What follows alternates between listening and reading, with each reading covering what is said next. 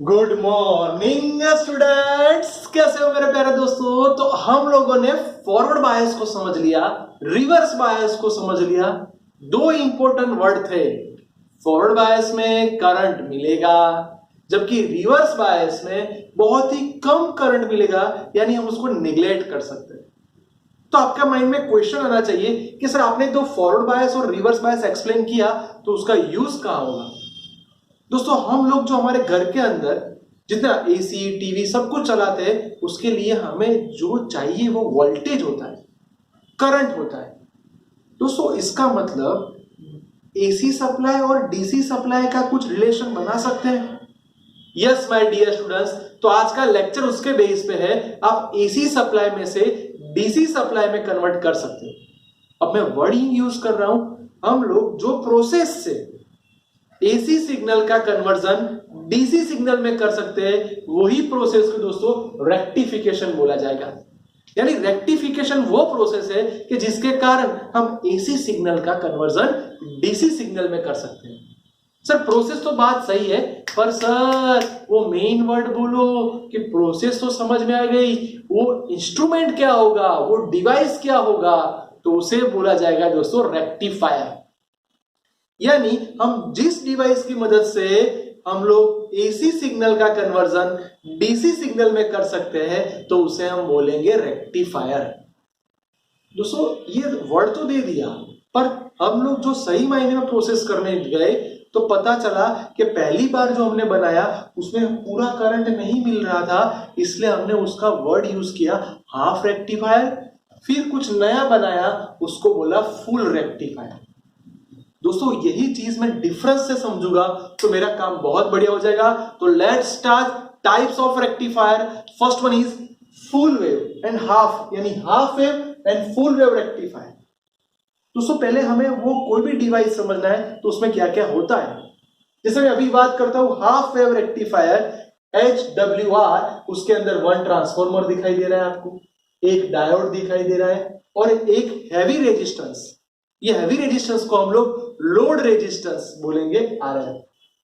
चलो सर, इसका कनेक्शन तो कर दिया।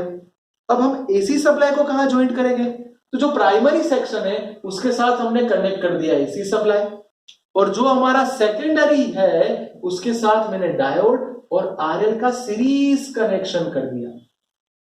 यानी मेरा पहला क्वेश्चन, मैंने अरेंजमेंट बहुत बढ़िया कर दिया। अरेंजमेंट करने के बाद वो वर्किंग कैसे करेगा। दोस्तों, एसी सप्लाई है तो half cycle positive, half cycle negative, half cycle positive, half cycle negative, ऐसे चलता जाएगा। तो दोस्तों, ये मेरा हो गया इनपुट सिग्नल। क्या हो गया दोस्तों, मेरा इनपुट सिग्नल। जो मेरा इनपुट सिग्नल है आप देख सकते हो पॉजिटिव नेगेटिव, ऐसे चलता जाएगा। मैंने क्या किया कि सर फर्स्ट हाफ के अंदर क्या हो रहा है, तो फर्स्ट हाफ में ए पॉजिटिव बन जाएगा। ए पॉजिटिव बनेगा, इसका मतलब D1 आपका फॉरवर्ड बायस में आया। फॉरवर्ड बायस में करंट पास होता है, फॉरवर्ड बायस में करंट पास होता है, तो सप्लाई आ गया ए diode X RL Y B A। फिर से दोस्तों, ए diode X RL Y B A, यानी पूरा का पूरा सर्किट बन रहा है, टोटल फ्लो मिल रहा है। इसका मतलब यहां पे मेरे को करंट मिलेगा, यानी ये मेरी हाफ साइकिल मिली। डन सर, पहला पड़ाव clear. Now the second half. Second half में दोस्तों ये पॉजिटिव नहीं रहेगा, अब ये नेगेटिव हो जाएगा। इसका मतलब ये पॉजिटिव होगा। जब B पॉजिटिव होगा तो B Y RL X। Sir ये क्या आया, ये तो रिवर्स बायस में आया। रिवर्स बायस में होगा तो करंट आगे नहीं जाएगा, करंट सर्किट फुलफिल नहीं करेगा। इसका मतलब मेरे को यहां करंट नहीं मिलेगा। Straight line. Now the again half cycle completed. Now A becomes positive, B becomes negative. A D1 X RL Y B A, मिल गया करंट। यस सर, तो यहां पे करंट मिलेगा। Now the another cycle, आप मेरे साथ दोस्तों बोलो B Y RL X। रुक जाओ, कौन सा बायस आया, रिवर्स बायस, करंट नहीं मिलेगा। तो सर हुआ क्या, आप अगर ध्यान से देखोगे तो ये पूरा एक सर्किट है, उसके अंदर आपको हाफ वेव मिल रहा है, फुल वेव नहीं मिल रहा है। इसका मतलब आपको यहाँ पे 1 साइकिल के अंदर हाफ साइकिल में ही करंट मिलेगा, इसलिए आप उसको हाफ वेव रेक्टिफायर बोलोगे। यानी हमारा फैन ऐसे चलने के बाद स्टॉप हो जाएगा, ऐसे चलने के बाद स्टॉप हो जाएगा, ऐसे चलने के बाद स्टॉप हो जाएगा। क्या वो होता है? नहीं होता। इसका मतलब ये हाफ वेव का कुछ नया बना। एक ही तरीका है दोस्तों कि आप डायोड की नंबर बढ़ा दो। तो मैंने बनाया फुल वेव रेक्टिफायर, जिसमें 2 डायोड का यूज किया है। चलो दोस्तों याद करो, 2 डायोड चाहिए, एक ट्रांसफार्मर, एक हैवी रेजिस्टेंस, बात खत्म। अरेंजमेंट, इसके साथ एसी सप्लाई, यानी प्राइमरी के साथ एसी सप्लाई जोड़ दो, सेकेंडरी के साथ दोनों का पी माइंड में सेट करना, दोनों का पॉजिटिव रहे उसके साइड पे, यानी दोनों का पी टाइप रहेगा D1, दोनों का एन टाइप रहेगा XRL, यानी इन दोनों का एन टाइप RL के साथ सीरीज में रहेगा। और ये पूरी सर्किट को हम सेंटर टैप ट्रांसफार्मर से कनेक्ट करेंगे। दोस्तों नया वर्ड आया, सेंटर टैप ट्रांसफार्मर, यानी इन दोनों का सीरीज का जो भी फ्लो होगा बीच में मिलेगा। सर आपने बोला तो सही, करंट पास करो। चलो हमारा जो वर्किंग प्रोसेस होगा उसके अंदर पहले आप बोलो दोस्तों, ए को आप पॉजिटिव बना दोगे, यानी फर्स्ट हाफ की बात कर रहा हूं, ए बन गया पॉजिटिव, तो करंट ए डायोड 1, बोलो दोस्तों X RL Y, यहां से CT से मिला, पूरा का पूरा दोस्तों देख सकते हो ये मिल गया। यानी पहला जो करंट मिला वो यहां से मिलेगा, तब B रिवर्स बायस में होगा, इस पे करंट नहीं मिलेगा।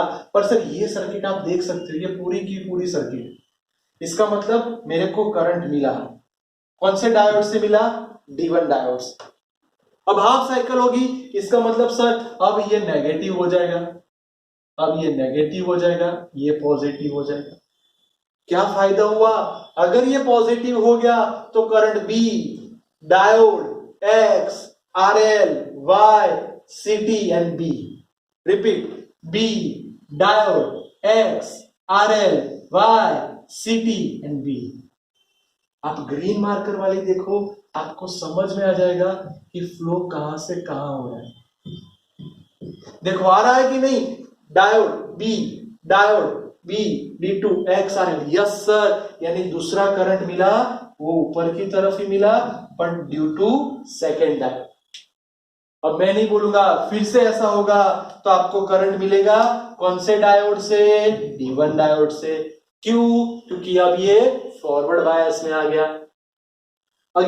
अगेन हाफ साइकिल होगी, तब B में से मिलेगा, यानी ये आ गया ऊपर। दोस्तों आपको जो चाहिए था वो पूरा का पूरा काम हो गया। ये जो डायोड बन रहा था जिसके अंदर हमें हाफ साइकिल में ही आउटपुट सिग्नल मिल रहा था, आप देख सकते हो ये हमारा इनपुट सिग्नल है, ये हमारा आउटपुट सिग्नल है। हमें सभी सिग्नल ऊपर की तरफ मिल गए, यानी हमारा 1 फुल वेव कंप्लीट हुआ। इतने पोर्शन में देखो आपको पूरा का पूरा करंट मिल रहा है, इसलिए आपको फुल वेव रेक्टिफायर बोल सकते हो।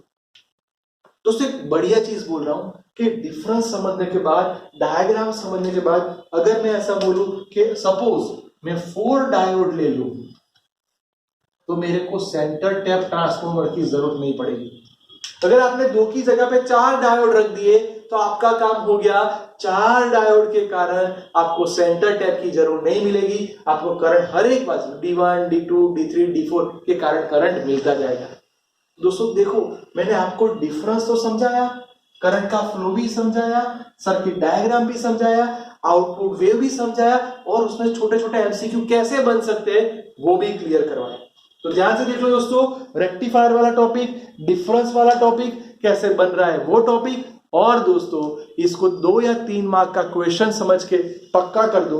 कोई भी एमसीक्यू आए तो आपका मार्क्स कट होना नहीं चाहिए दोस्तों, तो परफेक्टली देख लो और पक्का कर दो।